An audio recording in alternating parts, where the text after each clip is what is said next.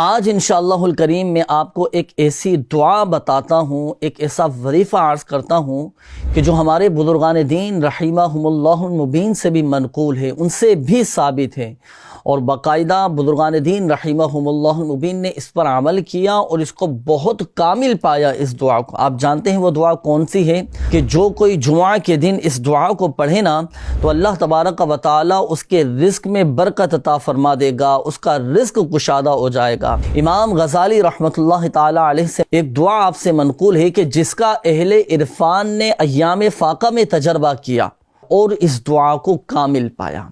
آپ جانتے ہیں وہ دعا کون سی ہے؟ وہ دعا یہ ہے، نوٹ کیجئے گا، بلکہ میں آپ کو مشورہ دوں گا کہ آپ اس دعا کو یاد بھی کر لیں۔ اللہم یا غنی یا حمید یا مبدئ یا معید یا رحیم یا ودود اغننی بحلالک عن حرامک وبطاعتک عن معصیتک وفی فضلک عن من سواک۔